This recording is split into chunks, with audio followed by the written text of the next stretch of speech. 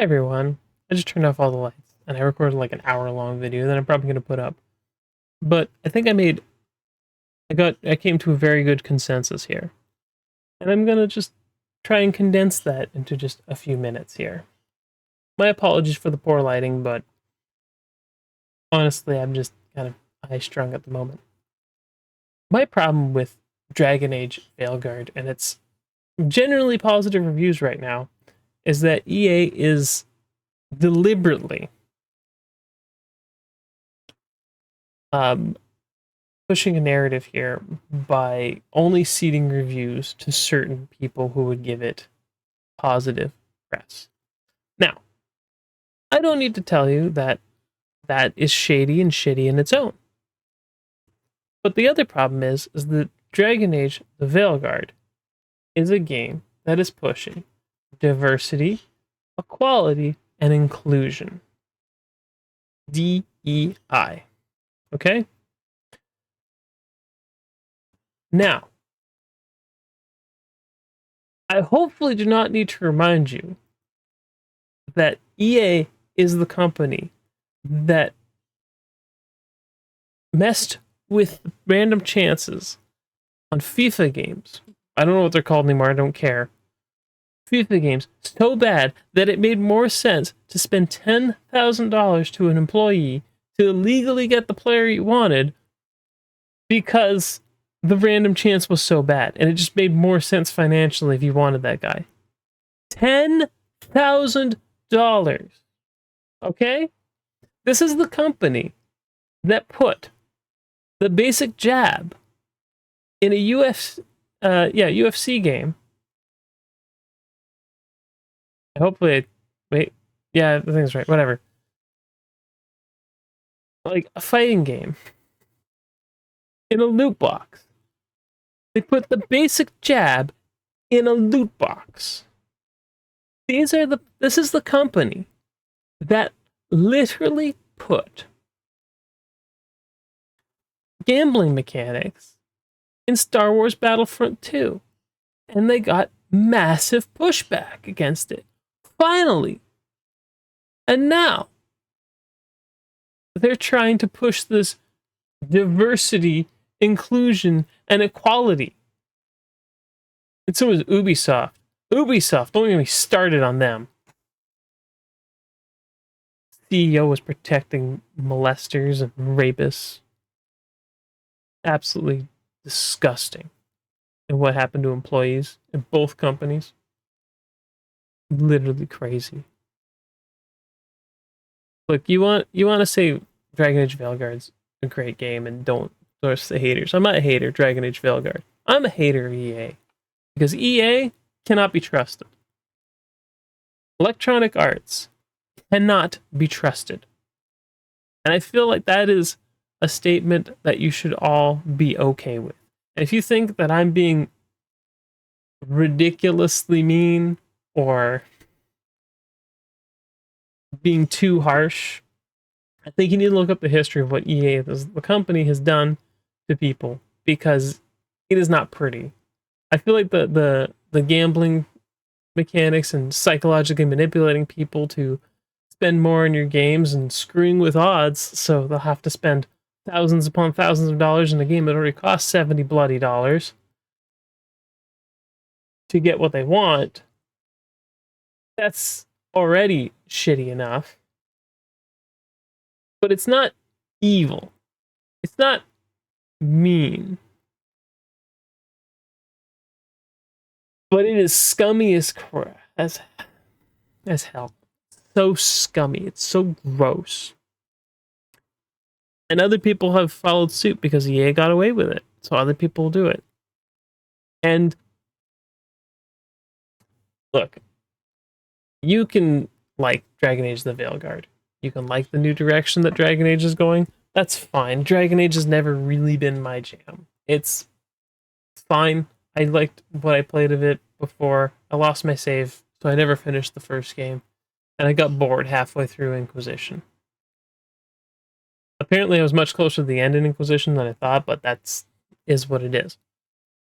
But I got bored. I just stopped playing. And honestly, from what I've seen from skill up reviews of Dragon Age the Veilguard, it's not a game for me. But seeding review copies to companies that you know will give you a positive score, honestly, everyone, I would look at all these review outlets that are here: Eurogamer, Giga, PC Games, Noisy Pixel, Push Square, GameSpot. CD Action here is okay. This is critical. GameSpot is on the fence here.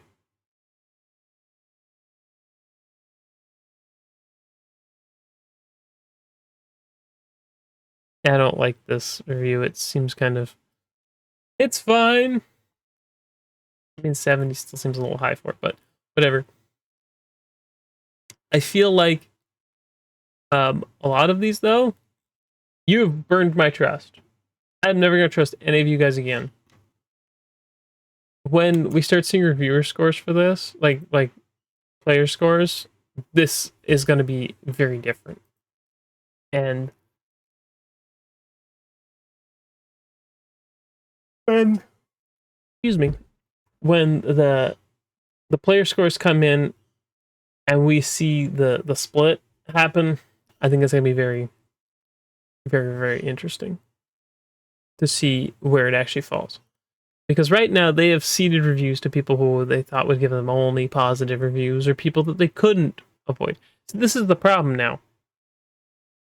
There was a dynamic shift in power with, and this happened with radio too. Radio used to be super important, right, for music. You know, radio stations would have more power to like actually get the songs out there so they could basically advertise for the album. That was the whole point of having music on radio. And then the dynamic shifted later where the music industry was, you know, could advertise in other ways, like TV or whatever. And then, you know, it shifted again, is that, well, you'll play whatever we say because you want new music. Because we can just replace you with Spotify and other forms of advertising. Music labels are also shit, just saying. So, fast forward to now where EA has basically done the exact same thing by using the preview footage or preview content that people put out, where they went to go play the preview, to weed out who would give them a positive or negative review and only seed ones to people who give them positive reviews. So when we see independent reviews come out after the game's launch, as soon as people can get it, I think the score is going to change. Or it might not change at all because some people might not even post reviews because they can't be bothered. But the damage is done, right? This is the pre-release things. People can make their pre-orders based on these reviews or not. I would hope not. But it's not a divisive game. Everyone's like, oh, it's pretty good. It's pretty good. But to me, there sounds like there's some crazy flaws with it. Especially for a dark fantasy game like Dragon Age.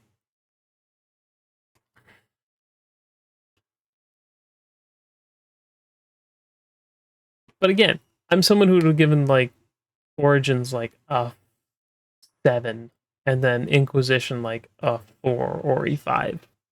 But I don't use number scores for things because I find it flawed and I don't like using them.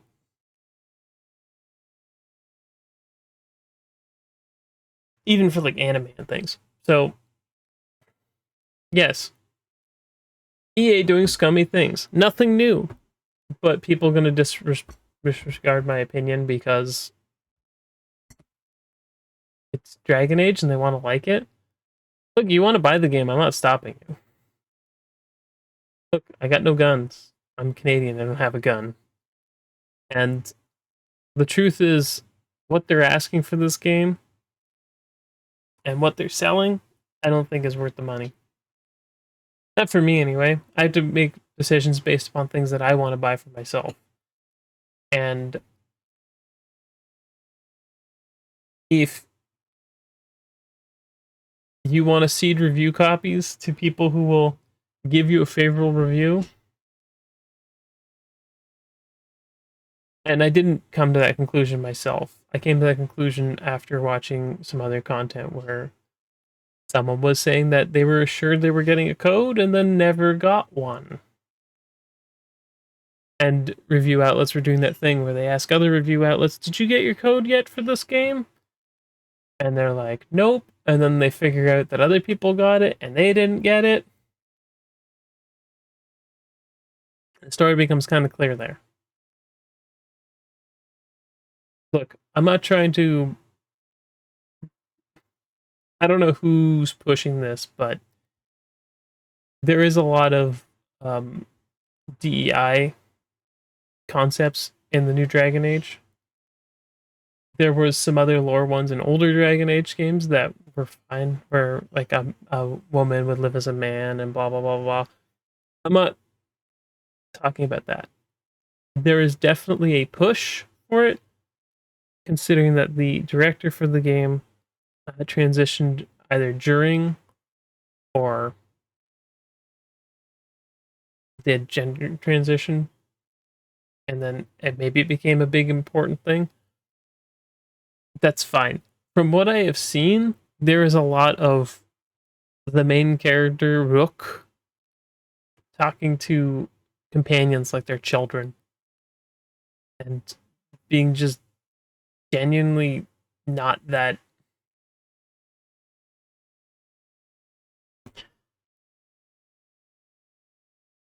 interesting, and just I don't know, petty squabbles between teammates is just ridiculous. I would watch Skill Up review if you want some Skill Up's review if you want something a little more tangible to explain things better, because he brings examples and receipts, and it's not just one time. I don't know. I worry about the future of BioWare. BioWare has made some of my favorite games of all time, but they haven't made anything I actually cared about in a very long time. So, you know, my understanding, for me, they have dead. Um, they're very dead, and that's just what it is. The BioWare I love is gone, and I have to live with the fact that that's the thing. I've got other places I can look for things, but I'm hoping that people learn some lessons from this, because EA is being scummy again, and I don't get review codes for everyone, so I don't really have a filter, and I don't really care. EA, you want to blacklist me from your media thing and don't want to listen to what I have to say? That's fine. Um, you really should take some feedback though, and stop trying to push ethics on people when you are a not ethical company. How can you take a company, like diversity and inclusivity and equality, when from a company where the CEO fires people and takes a raise? Like, honestly, honestly, in what world does that make sense? And I'm not saying other companies didn't do it. I'm not trying to be like, oh, these companies didn't do that. No, I'm just saying that it's a thing that happens at all these companies, basically. And these are the people that want to push equality, diversity, and inclusion. Look, it's a problem, but it's a problem because the people who are spouting it are people that are literally excluding people and literally firing people so they can take a massive pay raise, when they already have more money than they'll ever be able to spend in their entire lifetime.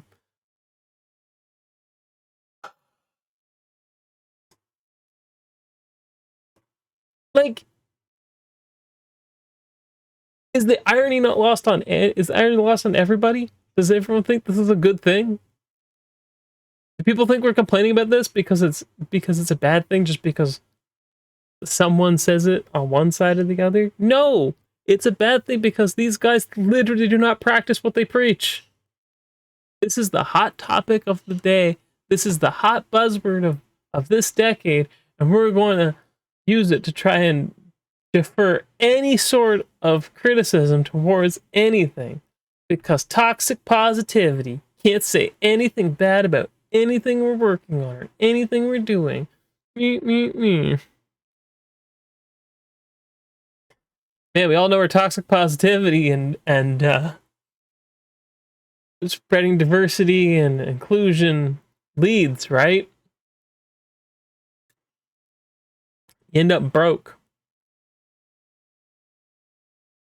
And your studio closed. Look, I know this is more of a rude sounding. I'm much more upset in this video. I know it's not my usual tone. I know I'm usually like cool uncle energy and try to be a relatively nice and happy person, but this is disgusting. What is happening in the gaming industry now is absolutely disgusting, and it's appalling, absolutely appalling. I cannot take these people seriously who will defend things because for the sake of diversity and inclusion, when the CEO of the company that is publishing the game literally just fired people and took a big raise. Especially when Sweet Baby came from Ubisoft, which is a company that's known for protecting, like, a dude who literally sexually abused staff for a decade. I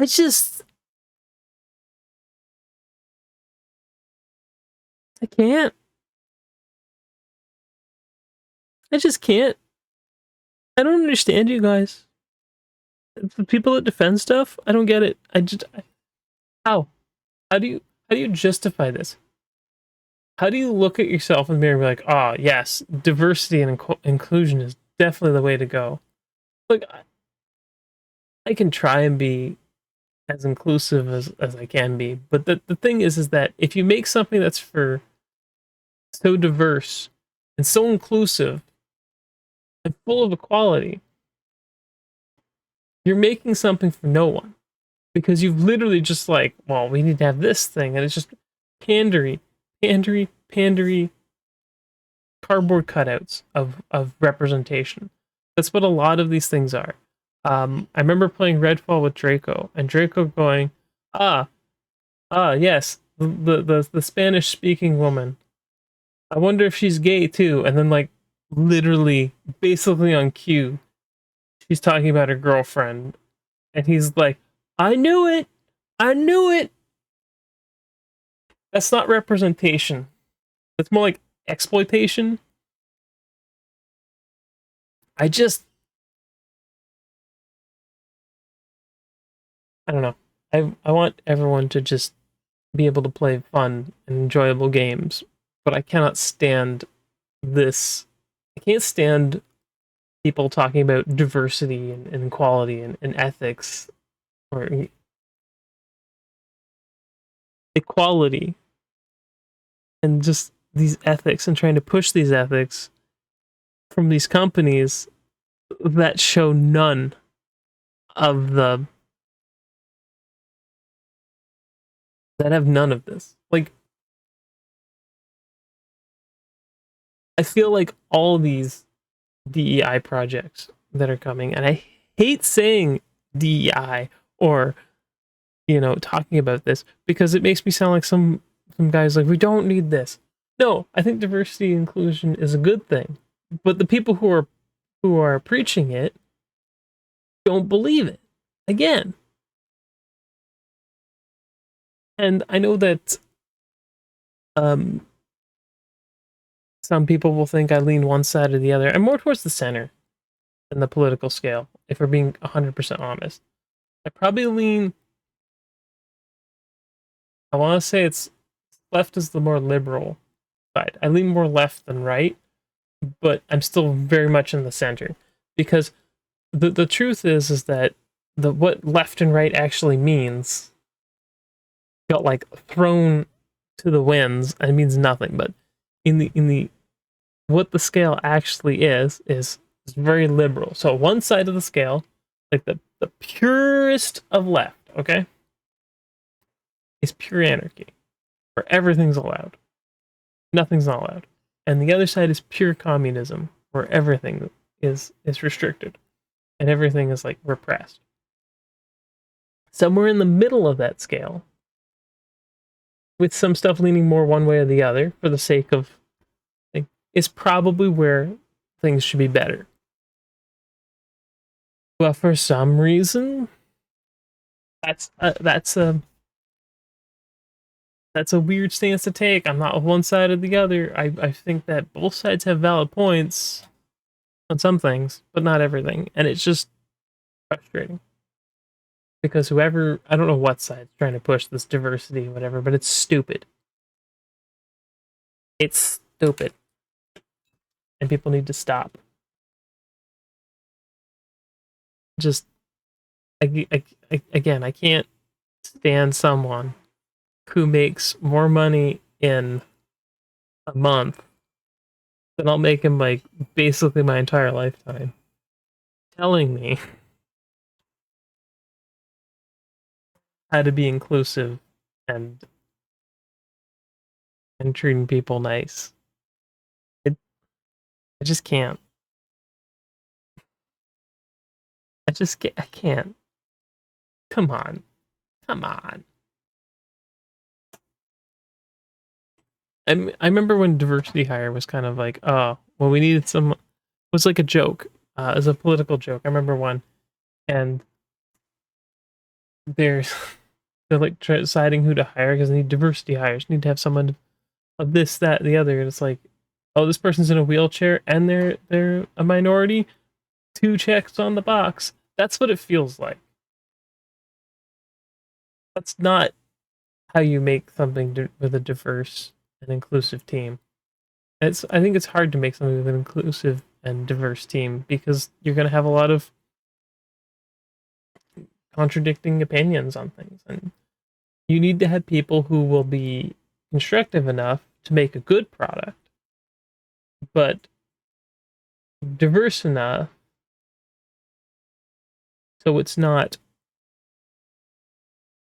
all it's not just one sort of trope. And it's hard. I'm not saying it's not easy. Like, it's a hard thing to do. And like, making a game is a hard thing, but if everyone's like, well, we need to make this is the way it has to be, and you can only make it this way, it has to be positive, and you can't say anything negative about the project, this is what you end up with. You end up with a dead studio and a $400 million flop. How many other projects could you have funded? How many like indie? You probably could have funded like 4 or 500 indie projects with that kind of money, or boosted 4 or 500 indie projects. Could have funded shorter, more cinematic experiences with that kind of money. Like, clearly there were talented artists and like programmers and such who worked on this game, but it's dead. It's gone. No one can play it again. No one really wanted to play it. Yeah, they refunded everyone, but you made literally negative money on this. It's probably more than 4 or 500 million because you had to recall. I don't know if they recalled this or not, or if people actually care about this or whatever, but it's astonishing that people learn nothing of the past and ignore the past for the sake of chasing a trend. And that trend right now, I don't want to say it's not a hero shooter, because I don't think that was the problem with Concord.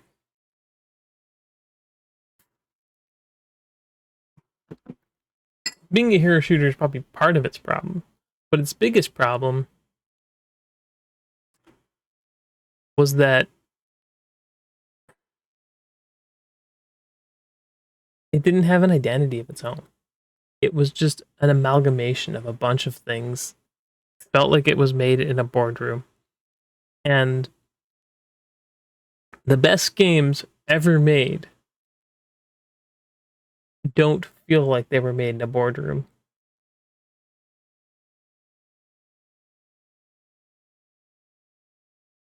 I think that's it for me this week. Until next time. Matane.